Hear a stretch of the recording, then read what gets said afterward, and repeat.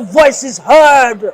Behind every broken desk lies a broken promise. Education shapes the nations. But who is asking the right questions? Introducing Edu Dialogue, the show that goes beyond the surface, exposes the cracks, the corruption, and the silence in Nigeria's education system. Edu Dialogue, Saturdays, 3 p.m., only on VOP TV. We break the biggest stories, from missing funds to policy failures. We ask the tough questions and demand real answers. Edu Dialogue, this Saturday, 3 p.m. on Voice of the People Television. 2564 is coming up on Barney 9, right? The 2564 Atlantic Tower. What happens in the hush behind hangar doors? Who signs the papers that gamble with lives? Which truths were grounded before they even ever had wings? If you've ever buckled a seatbelt at 30,000 feet, if you've ever stared out of that tiny window and wondered who's really in control of the skies, it isn't just flight, it's power, it's politics, it's pressure sealed in steel. We're peeling back the clouds from runway risks to sky-high secrets. We're diving deep where most dare not to look. Aviation Scope, every Sunday at 7 p.m. only on Voice of the People TV. We don't just report, we reveal. We don't just ask, we uncover. Because when it comes to the skies, ignorance is turbulence. Aviation Scope, the sky isn't the limit, it's just the beginning. In a world where truth is the ultimate power and opinions scream the loudest, it's time to wade through the noise. Hunger no get tribe! Hunger no get religion! And scan the human interest and trending topics that matter. Stay tuned to The Issues, your plug to the stories making the buzz, from politics to science and technology, social justice, and more. Let's tackle the tough questions and expose the truth. The Issues on Voice of the People Television, Mondays to Fridays, 8 to 9 p.m. The Issues. Don't just react, understand. To know the happenings in the maritime sector, join us on the program Maritime Frontiers on VOP TV as we discuss key areas in the maritime sector, from aquaculture, maritime transportation, maritime labor regulation, oil and gas exploration, ferry and passenger insurance, marine pollution and prevention, port operations, and lots more. Maritime Frontiers, exploring Nigeria's blue economy.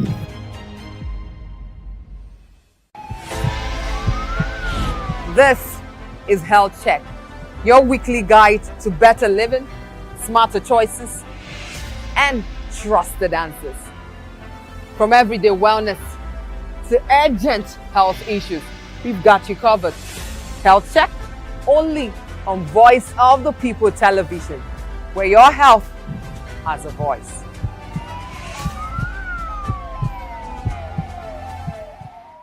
We encourage you to click on the like button and subscribe to our YouTube channel. We are Voice of the People TV. Also follow us on all our social media platforms. We are at VOP TV Live. Visit our website www.vop.ng for fresh and trending news. Also watch us live on SLTV channel 264. VOP TV, Voice of the People Television. My name is Michel Deda. I'm the Consul General of the Netherlands in Lagos. Keep watching VOP, Voice of the People TV. I'm Sarah Nystrom from Sweden, aka Chief Omobawale, Communication Queen. Keep watching VOP TV. Hi, I'm Samantha Jacobs, representing the States. Miami's in the house. And I want to make a shout out to VOP TV. I'm a humanitarian, and I'm also a rep in the film industry and the art industry. I help dreams come true, and I help you keep on that path. Shout out to VOP TV because you're helping people stay on their path too. Cheers. All right, my name is John Odibo. Keep watching Voice of the People because it's a fantastic station to be with all the time. Thank you very much. My name is Pastor Elvis Siru, the convener of the Voice Achievers Award, and keep watching VOP. Yes, that is the channel for all the people. no color, no race. Thank you so much. Yo, ladies and gentlemen, this is Abbas Sunkan from the Netherlands. I am a designer and I'm here in Eco Hotel and Suits. Keep watching VOP, the voice of the people. Don't touch that dial. My name is Dr. Tony Bello. I am the chairman of Shine Bridge Global Incorporated. And guess what? You are watching the voice of the people television. Good evening, Africa. My name is Mama Corey, actor, model, producer, and I'm giving a big shout out to VOP TV, man. Keep watching. Don't change the dial. Thank you and God bless you. My name is AY, and of course, I represent the voice of the people, and that's why I'm on VOP. AY say so. Hi everyone, it's your girl Miriam Tima from the Real Housewives of Lagos and the Real Housewives Ultimate Girls Trip Africa. Shout out to VOP, the voice of the people. You already know. Stay tuned, keep watching. And don't forget, VOP is the best. All right. VOP TV. Now, you have more than a voice.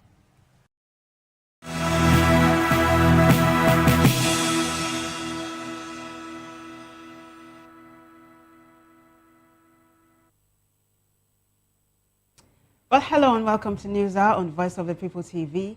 I am Vivian Oguche. And I am Nenna Ndomdioto. Before we begin the news, kindly visit our website www.vop.ng for fresh and trending news. Here are the headlines. Tinubu pushes Nigeria's green energy hub. U.S. delivers military supplies to Nigeria. Maga College reopens in Kebbi after 24 students kidnapped. Also, survivor recalls explosion. Certificate forgery courts to hear UNN's objection in former minister's case. Atiku Akpotudonga criticized arrests and lawyers demand due process. On the foreign scene, Trump calls on Iranians to keep protesting.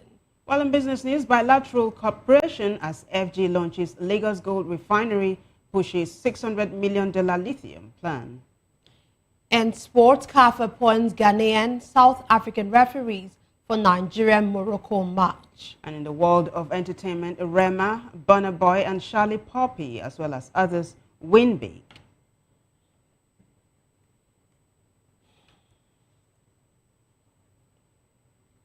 Now the news in detail.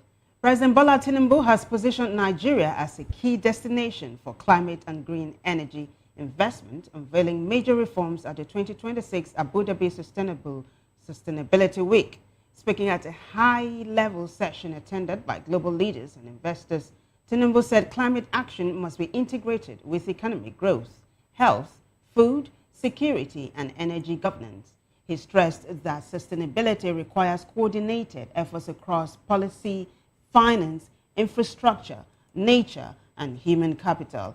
Highlighting Nigeria's efforts, Tinubu cited the National Carbon Market Activation Policy, the launch of a national carbon registry, and steps to modernize the country's energy architecture to ensure measurable climate impact.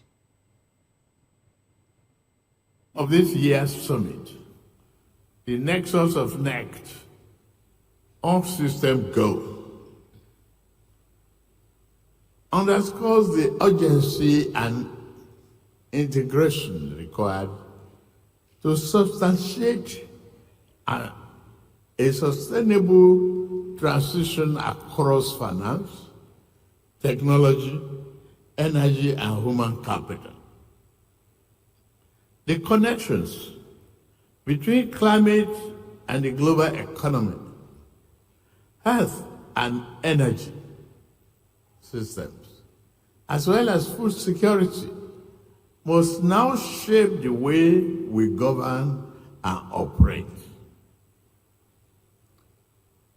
At this defining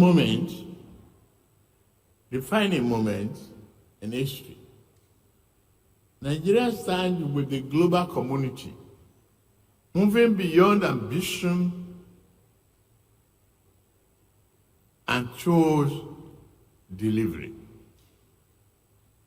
The nation views the Nexus approach as an opportunity to align climate action with energy access, economic growth, job creation, and social inclusion. Sustainability.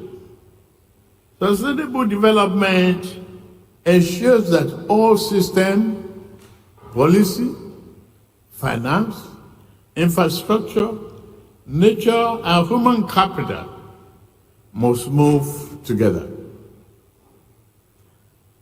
As articulated in COP30 in Belém, in Brazil, climate action must be fair and just.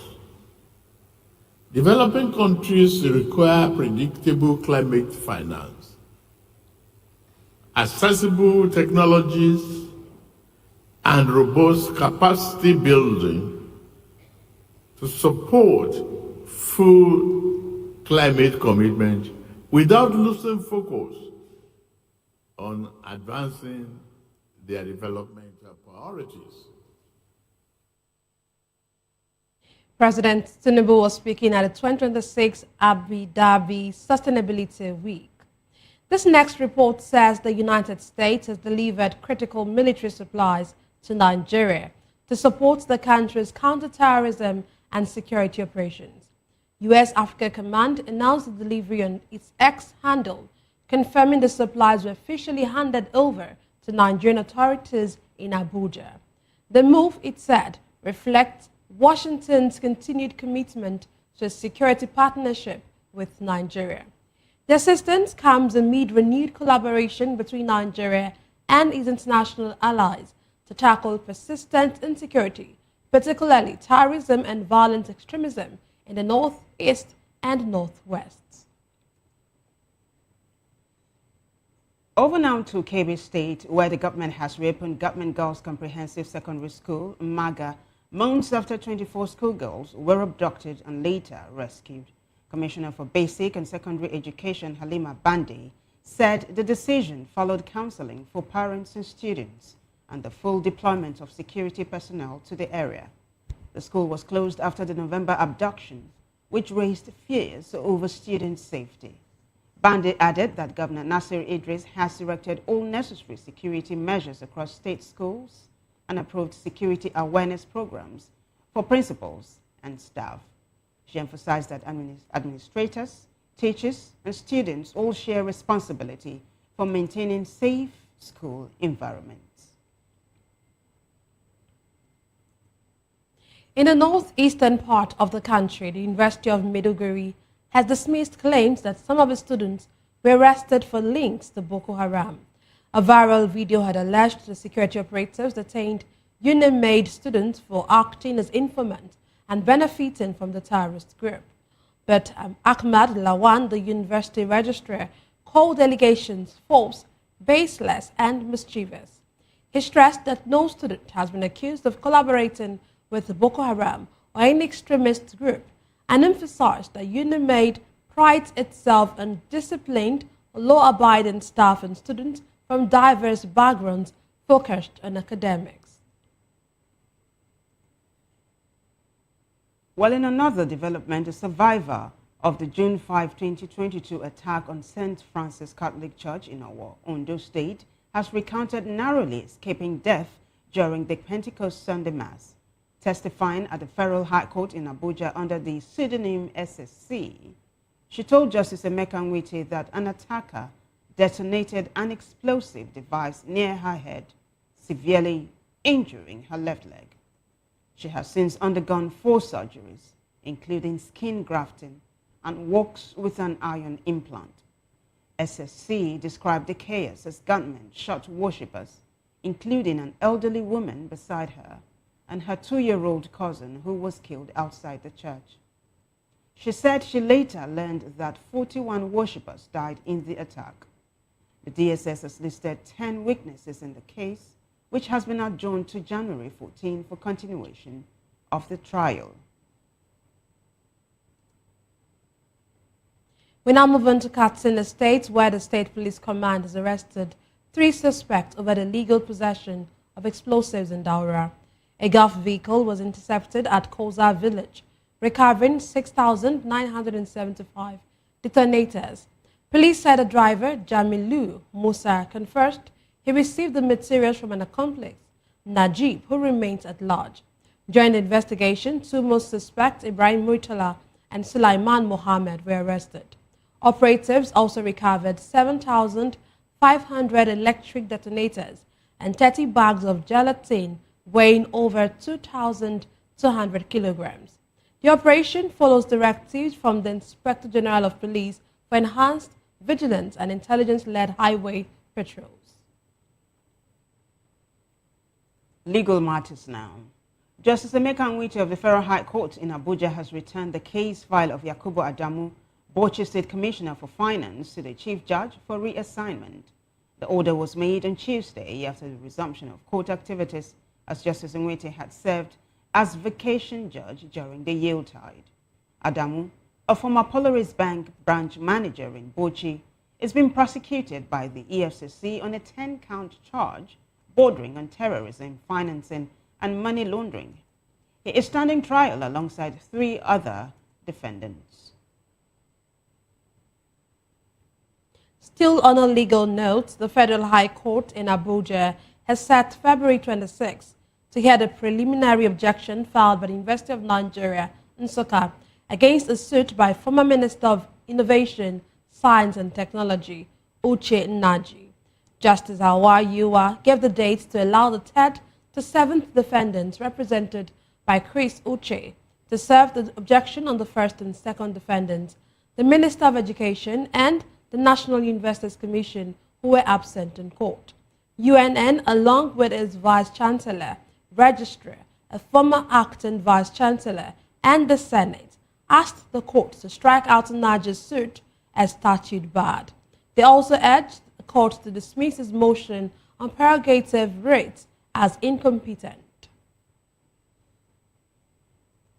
Let's take you to Ekiti State now, where a Federal High Court in Ado-Ekiti has nullified the Ekiti State People's Democratic Party governorship primary that produced Wole Oluyede and ordered a fresh primary election. The ruling followed a suit by aspirant Funsho Ayeni, who challenged the governorship primary, citing the absence of original and authentic lists of statutory and ad hoc delegates. Justice Babs Kumumil held that the primary violated the law and the party's constitution. The court directed PDP and INEC to conduct a new governorship primary, allowing all eligible aspirants to ensure fairness, transparency, and internal democracy. Still in the news, former Vice President Atiku Abubakar has condemned the arrest and arraignment of Ambrose Ali University students following a protest in Ekboma, Edo State, calling it a heavy-handed and intolerant response by the federal government. The protest, initially peaceful against rising kidnappings and killings, reportedly turned violent, with shops looted and the palace of the Noje of Ekboma vandalized. In a statement on X, Atiku stressed that the right to protest is constitutionally guaranteed and citizens should be able to express grievances without fear of repression. Senator Natasha Akpotildwa also condemned the detention of 52 students, describing it as an attempt to suppress democratic expression and urged their immediate release. She called on Edo authorities to focus on addressing insecurity instead of targeting protesters. Legal experts have in the meantime warned that continued detention at Ubiaja Correctional Center without proper due process may violate constitutional rights. VOP TV's Rhoda Journey reports.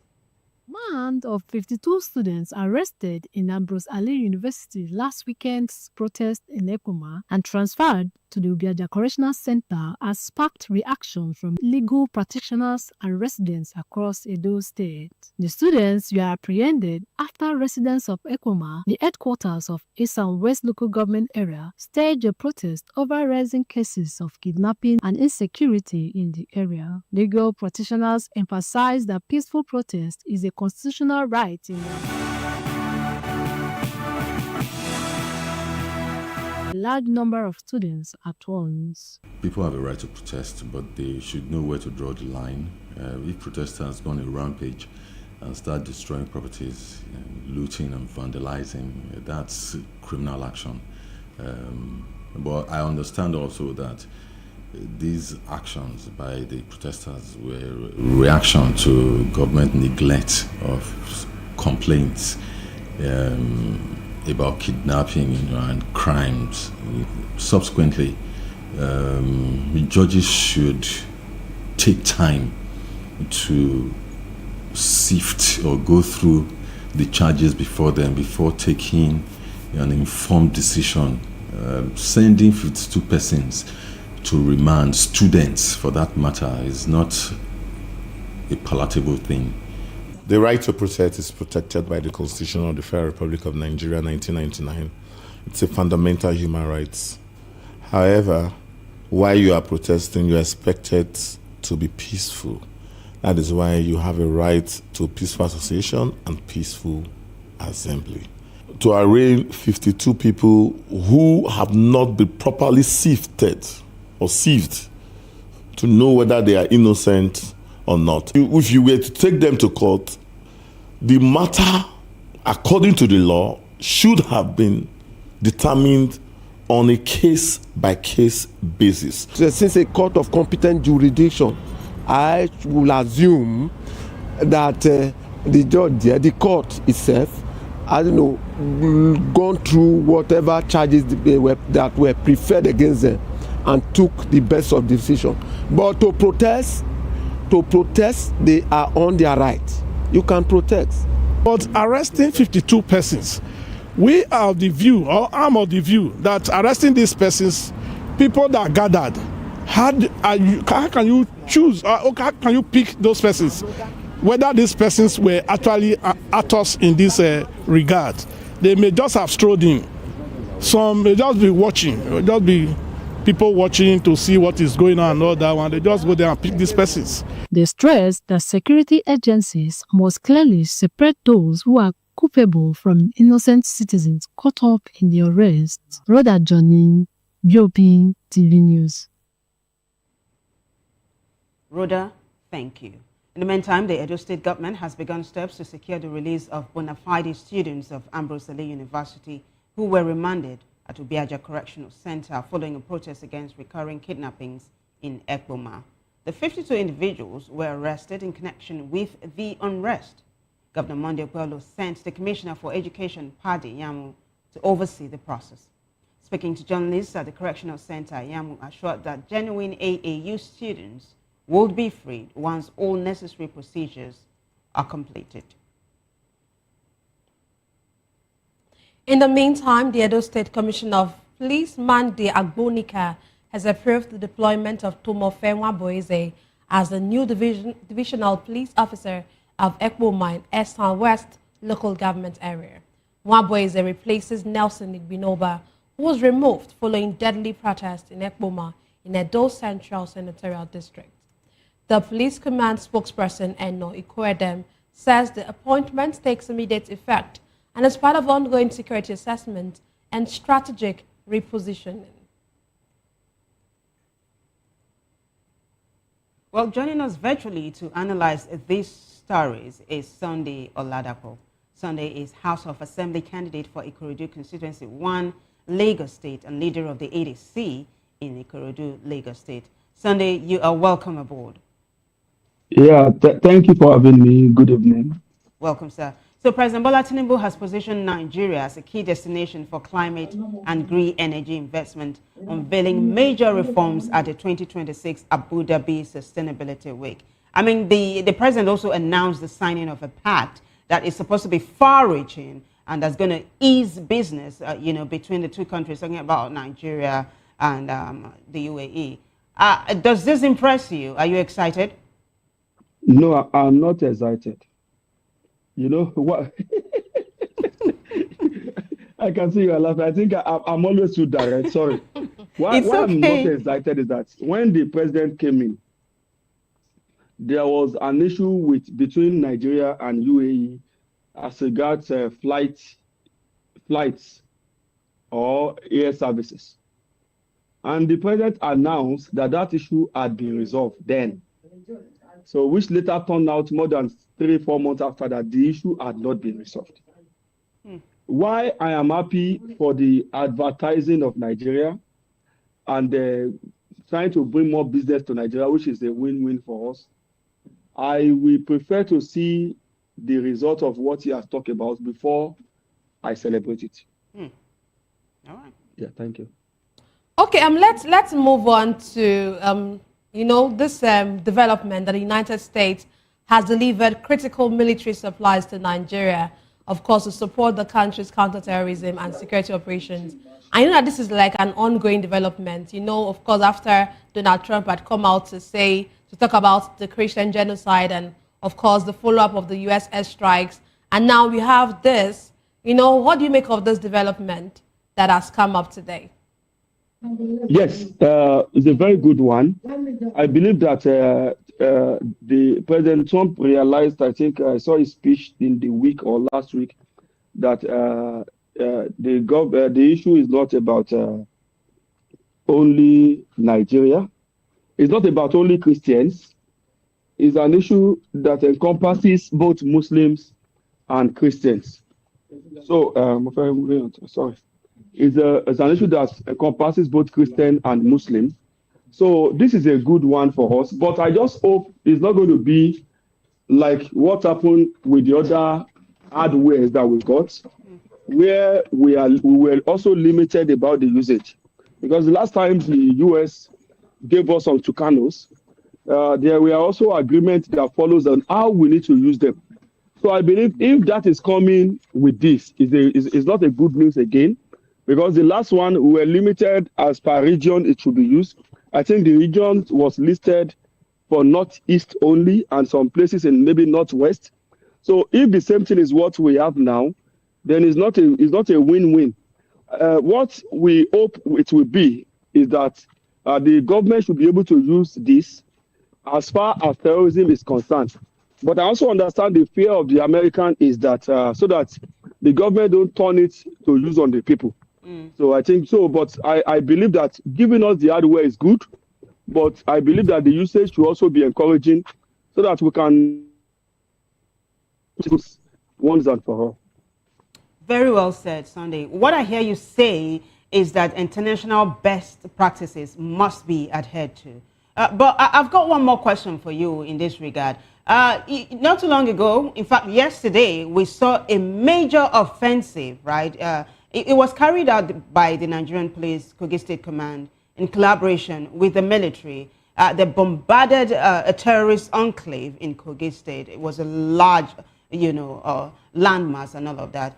Add that to this boost by this hardware that's just been delivered by the U.S. to Nigeria. Would you say the country is well on its way to winning the war against insecurity?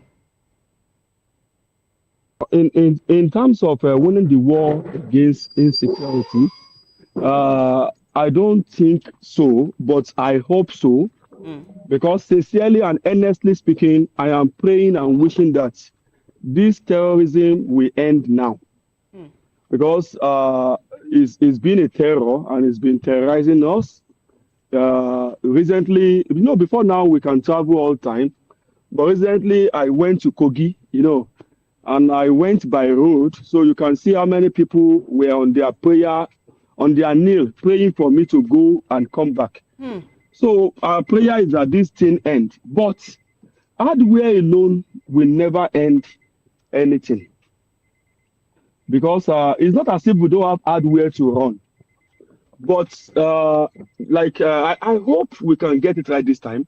Because if you're having hardware and our boys, our men, are going on the ground and they are not protected by the air, and so it's more than hardware. I think it has to be with willingness of these so-called of our leaders to want to end it. If they want to end terrorism, I'm sure they can. But the way it is being done, so no matter the hardware, if the usage and the people to use it are not convinced or are making business out of it, then it's difficult.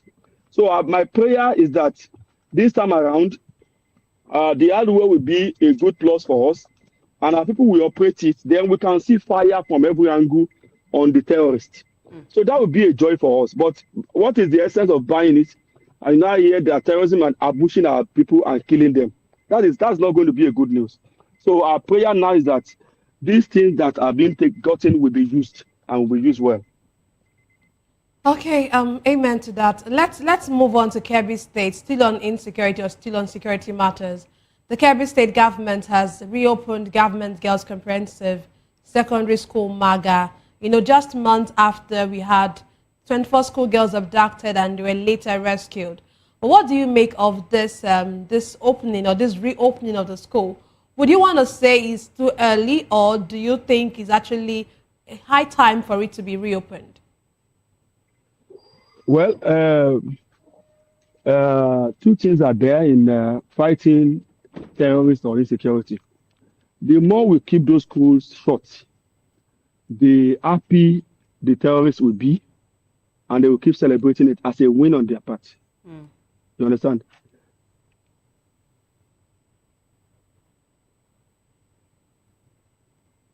So now, the more the thing is being closed, is closed down, they will celebrate it as a win.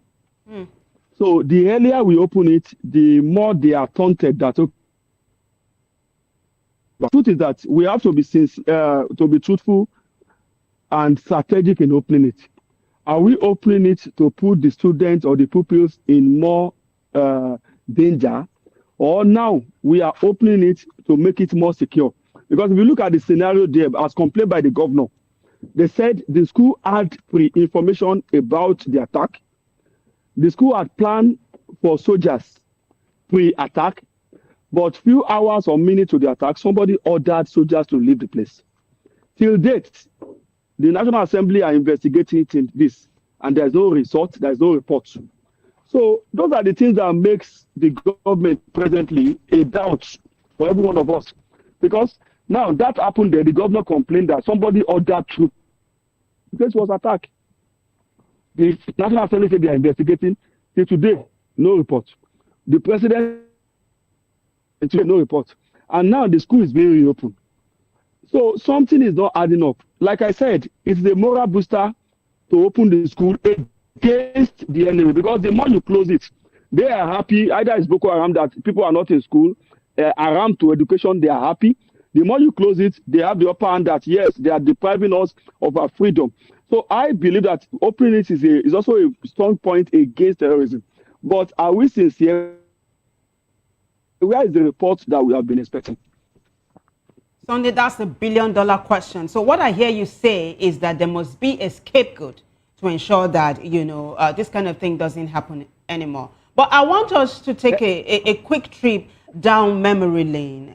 In fact, it is another very tragic one, if you recall it. It was in 2022 where you had that very gory incident in our Ondo state, right? Now, there is an update to that story.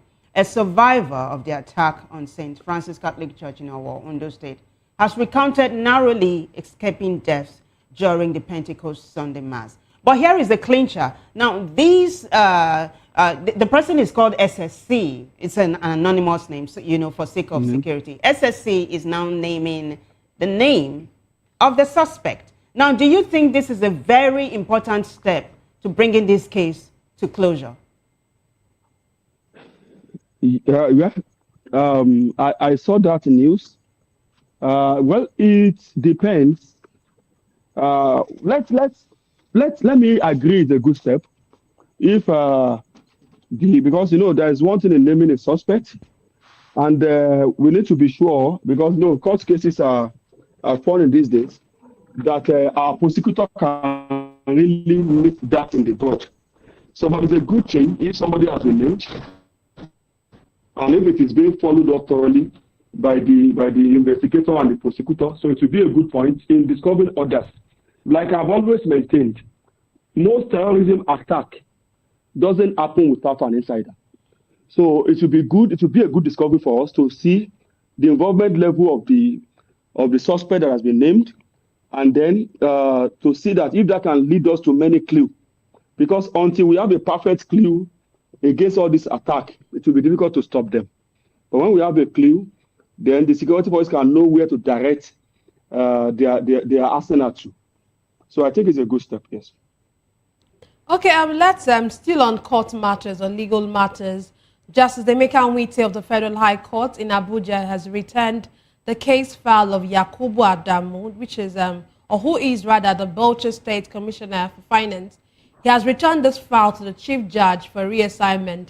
And actually, Justice Winte just took up this as just took it up as his vacation judge during the Yuletide season, and now he's giving it back for reassignment. But this reassignment, what do you think about it? Would you say it's actually going to, lengthen this particular case, and actually delay justice? Because wouldn't it just be that the court should just allow Justice Winte to just take over? But of course, they have their way of doing things. But what do you make of this reassignment of this particular case? Well, it's just like just like in the case of Kanu, that's the IPOB leader. So I don't know why. Maybe our judges, though in the case of Kanu requested for a change of the judge, but I don't think the Katsina man has requested for the judge to be changed. But what I see in this scenario is like some powerful forces are either being involved in this case, which make it difficult for that judge to do his job, and probably the judge does also want to soil his hand, and is running away. But to me, I think that is even injustice to me in the first place, because a judge, you became a judge or you are a judge based on a certain condition and level of what you are to uphold. And if a judge is leaving a case because of any pressure, then I think, I'm sorry to say, that person is not supposed to be a judge in the first place. Because now we can read a lot of meaning to this. Either the judge is being pressurized to compromise, or I don't know. But the truth is that it's not a good one for us. It's not a clean one at all.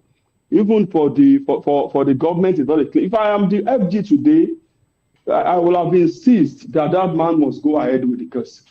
Because because one of the things that causes injustice is delayed justice or delayed cases. When cases are delayed beyond normal, then it automatically leads to injustice. Even when justice is delayed, a lot of injustice will have come up to cover up that delayed justice. So that is my point for that. Well, Sonny, it is important to note that Justice Nwite took up this case as a vacation judge. I just wanted to put that out there. But let's quickly take a look at this one. Yeah. You were going to say something? No. If that is the case, then maybe I can take my words back, probably because of vacation. Yeah. Yeah, that's the case. He took up the case as a vacation judge. Yes. Okay. So there's this other one on the front burner right now. Former Vice President Atiku Abubakar has condemned the arrest and arraignment of Ambrose Ali University students following a protest in Ekpoma, Edo State, calling it a heavy-handed and intolerant response, by the authorities. Now, Senator Natasha Akpoti-Uduaghan also is crying foul. The PDP in Edo State is crying foul. In fact, there was a massive backlash. I don't know if you saw that story. It trended all day yesterday, where a number of students, 52 of them, had embarked on a peaceful protest that the government of Edo State said was hijacked eventually by hoodlums, and it turned violent. The state government has moved to release, students of the university, those who are really students. So would you say this is a case of the tail wagging the dog, really, putting the cart before the horse? Or what do you make of this whole thing? In order not to be so emotional, I believe that students are not to be harassed this way as it is being done. Students are not supposed to be harassed this way as it's been done. But at the same time, I believe that not everyone arrested there will be a student. Because if you look at the protests as well, people talk about being hijacked, shops were looted, a lot of things were destroyed. So I believe that, when emotion runs, everybody shout that everybody there must be released. But I believe they should be profiled so that the real students can be released. And if there are footage of anybody arrested being responsible for any wrongdoings, I think it should be taken, because by the time we come on a blanket, everybody must release. We should be careful that some of them For example, maybe some of the hijackers are also picked up along, and today they are released because of the emotions.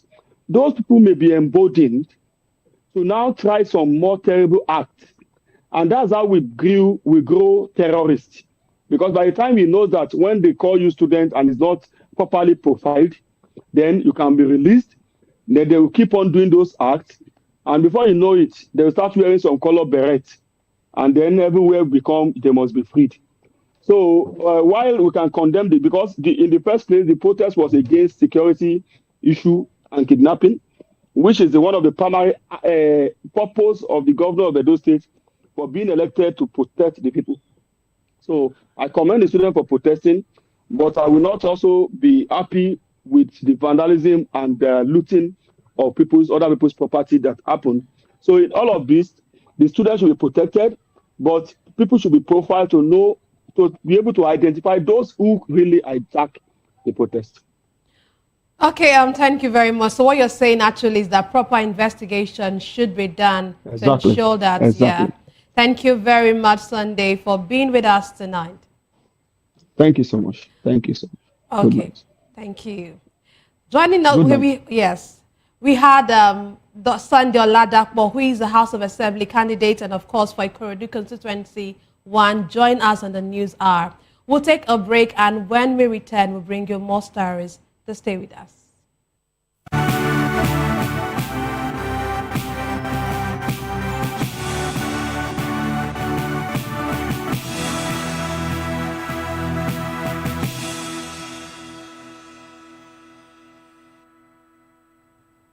Glad to have you back. The Nigerian Communications Commission, NCC, says its newly introduced refund framework developed with the Central Bank of Nigeria will strengthen consumer protection and reduce complaints over failed airtime and data transactions. Nigerians have reacted with mixed feelings, expressing both optimism and concerns about effective implementation. VOP TV's Matthew Ogunswada reports. To protect telecommunications subscribers across Nigeria, the Nigerian Communications Commission, NCC, in collaboration with the Central Bank of Nigeria, CBN, has finalized a new regulatory framework mandating instant refunds for failed airtime and data transactions. According to a statement signed by the NCC's Head of Public Affairs, Nena Ukoa, the framework is the outcome of several months of intensive engagement involving the NCC, the CBN, the mobile network operators, value-added service providers, deposit money banks, and other key stakeholders. Under the new framework, any subscriber who is debited but fails to receive airtime or data, whether the failures occur at the bank level or with an NCC licensed operator, is entitled to a refund within 30 seconds. However, in cases where a transaction is still pending, the refund may take up to 24 hours. As reactions continue to trail this development, Voice of the People TV got the opinion of Nigerians on what this new policy truly means for the people. It has been a serious case initially in which when customers do transaction with the phone and the communication did not work, they are debited, and there's no other way you can complain. You just leave the money there because you wonder, because it's small, like maybe it's 200 naira, 300 naira, but that 300 naira, 500 naira, or 200 naira, 50 naira, over like 1 million subscribers that didn't work. That's a huge money and a huge loss for the people. So now that the government is mandating it that it should be reversed immediately, is a good development, and it should be instant reversal. Not that one will be running around trying to get to one office or do one official documentation. No, it's supposed to be instant. The moment it doesn't communicate, the machine is supposed to automatically do the reversal. If it is cash transaction, at times they do reverse, but you have to put pressure. Pressure, I mean by that you start calling, sending different type of messages before they will reverse the money back to the sender. So unlike you try to purchase Airtel or something like that, recharge card, data to someone. It happened to me the first time. Data of 1,000 naira, I sent it to my sister at Ekiti. My account was debited and she said she's not seen, and it's not the kind of person that you can tell her. Up till now, it's not reversible. So, used to happen like that. As we've heard from citizens, many Nigerians welcome the new refund policy and sees it as a step towards better consumer protection.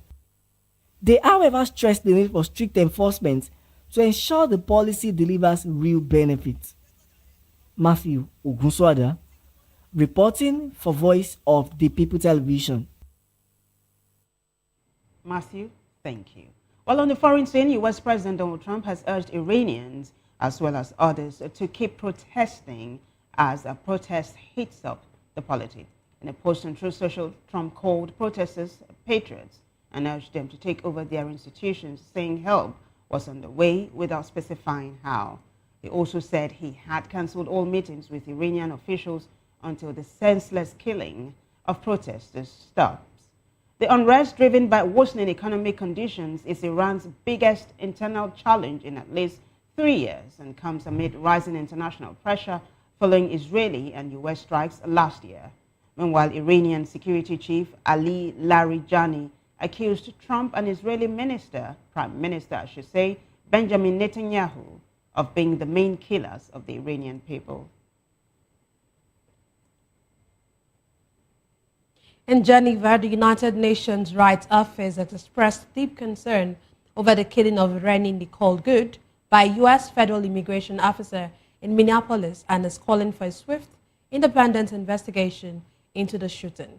Good, a 37-year-old Minneapolis resident, was shot dead by an immigration and customs enforcement agent during a traffic encounter that sparked protest and national debate. UN rights spokesman Jeremy Lawrence told reporters that under international human rights law, lethal force is only permissible as a last resort against an imminent threat, and stressed the need for an impartial and transparent inquiry to the incident. The UN also urged authorities to de-escalate tensions and refrain from incitement to violence as calls grow for accountability and clarity over the circumstances of Good's death. May Renee's soul rest in peace. In another development now, Bill and Hillary Clinton have been summoned to testify before the U.S. House Oversight Commission in the U.S. We appear to be having some slight technicality here, but we move on with this report. The former president and his wife, a former Secretary of State, are expected to give closed-door depositions as the committee probes Epstein's connections to powerful figures and how information about his crimes was handled. Republicans have warned that the Clintons could face contempt charges if they fail to appear.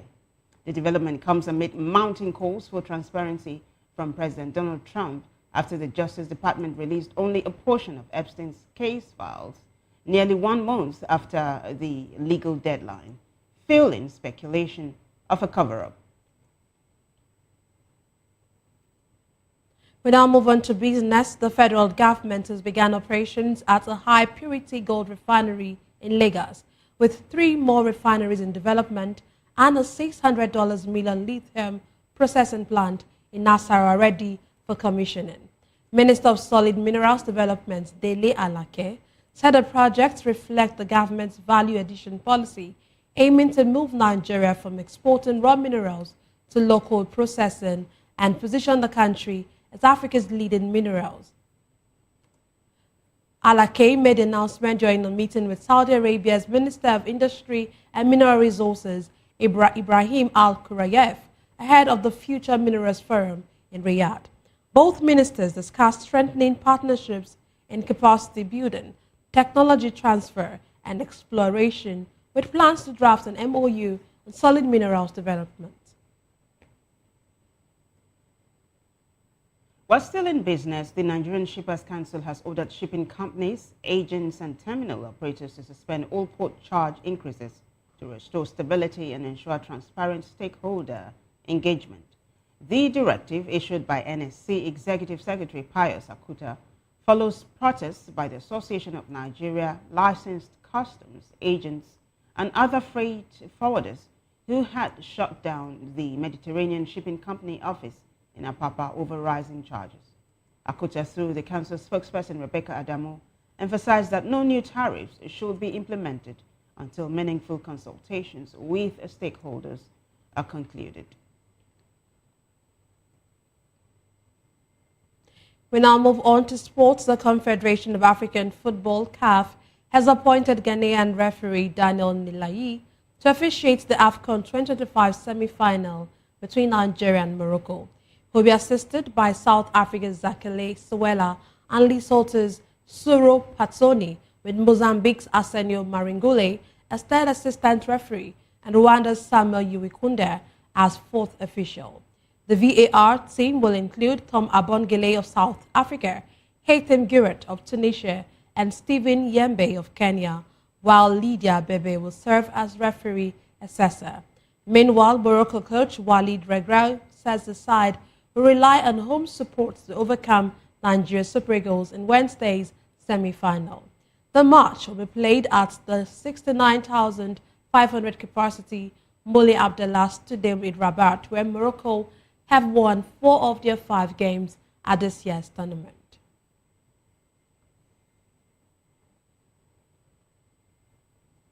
While still talking sports, Michael Carrick has agreed to become Manchester United's interim head coach, with a former England assistant, Steve Holland, set to serve as his deputy. Jonathan Woodgate, Johnny Evans, and Travis Binion will also be part of Carrick's coaching staff. Carrick reached an agreement late Monday, with an official announcement expected once paperwork is completed. Manchester United sacked Ruben Amorim on the 5th of January after 14 months in charge, with Darren Fletcher overseeing the team on a caretaker basis for 2 matches. And finally, entertainment. Nigerian Afrobeat star Rema was the biggest winner at the 9th All-African Music Awards Afrima at the Eco Convention Center in Lagos on Sunday, taking Artist of the Year, Best Male Artist in West Africa, and Best African Artist in R&B and Soul. Other top winners included Burna Boy for Album of the Year, Charlie Poppy's La Ho as Song of the Year, and Fino for Best African Hip Hop Artist. Regional and continental awards went to artists across Africa, including Cote d'Ivoire's Milo and Morija for inspirational music, Guinea's Manamba Kante for African pop, and Nigeria's King Madi as most promising artist. VOP TV's Agomano Precious reports. All glitz and glamour at the 9th edition of the All African Music Awards, which kicked off in Lagos, Nigeria, from January 7th to January 11th, 2026, drawing Africa's music elite and global entertainment figures to celebrate the continent's creative talents. Afrima is a prestigious annual awards event that celebrates outstanding musical talents from across Africa. Originally scheduled for the late November 2025, the week-long event was rescheduled to January to ensure broad participation and a world-class experience, with support from the African Union Commission, the federal government of Nigeria, and the Lagos state government as hosts. The award ceremony was co-hosted by Nigerian rapper and actor Fawz the Bad Guy and French-Senegalese media personality Liliane Morne, bringing energy and flair to the red carpet and live broadcasts to audiences across Africa and beyond. I expect Charlie Poppy to win. I expect Rema. I expect Davido. I expect even Wizkid to win for best choreographed video. But Davido to win best African collaboration. Burna Boy best album or best artist. It's what I'm giving out that matters to me, because I want to show it to them that this is Africa. Yes. I have a home advantage. People like 99% of your crowd knows your songs. You give it to them fully. That's it.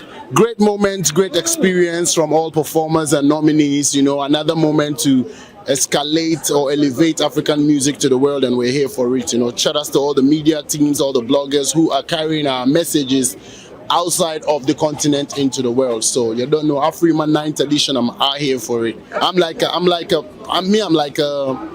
let's say like a pro of Afrima, you feel me? So some of us are here as enablers to the scheme, not only nominees, you feel me? Like having won 4 times in reggae dancehall category and being nominated right now as well.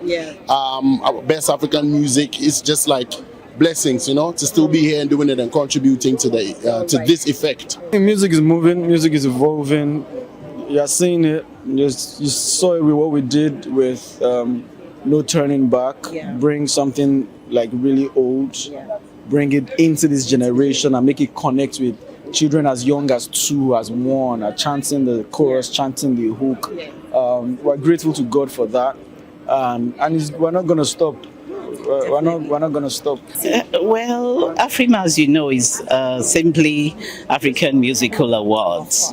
And so I expect the best of the best to be awarded.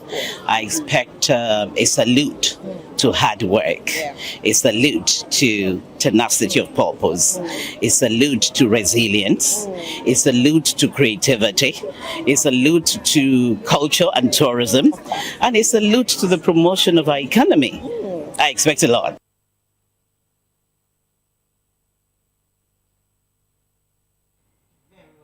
Together, freshers. Thank you so much.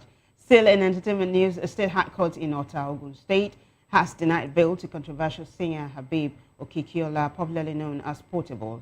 The singer was arraigned on a 9-count charge bordering on assault, theft, causing harm, and resisting arrest. The presiding judge declined to grant bail, citing the absence of the allegedly assaulted police officer in court, and said the officer must be seen before ruling on the application.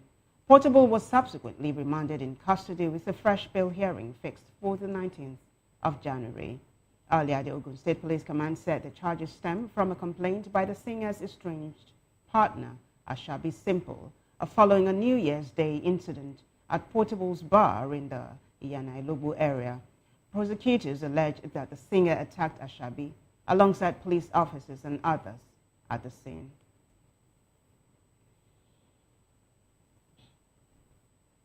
Well, it's a wrap for us on News Hour, but before we go, a quick look at the headlines. We told you that President Tinubu is pushing Nigeria as green energy hub.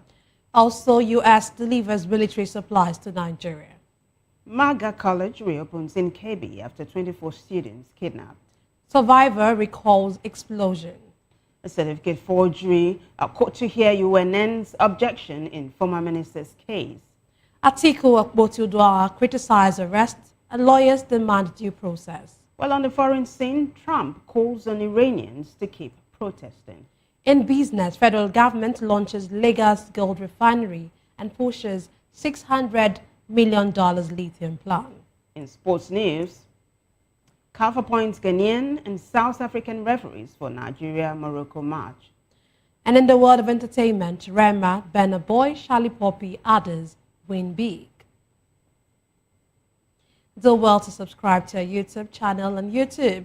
We are Voice of the People Television, and on other social media platforms, we are at VOP TV Live. You witness news happening near you, we want to hear from you. Send your eyewitness report, event coverage request, photos or videos directly via WhatsApp to 0814-606-4057. Can also reach our newsroom by email at news@vop.ng. I am Nenna Ndomdioto. And I am Vivian Oguche. Thank you for watching.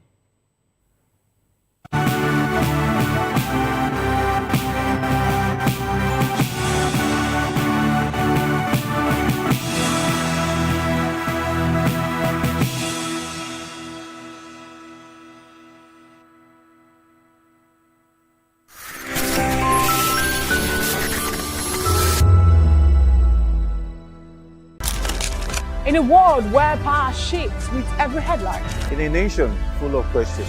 In a world filled with noise, the truth needs a voice. The policies that shapes our world and the economy that determines our future. Every hour, every day, the grapevine keeps buzzing. And together, we are committed to telling the stories that shape our world because your voice is our focus. Don't forget, our voice matters the most. Let us come together and share our concerns.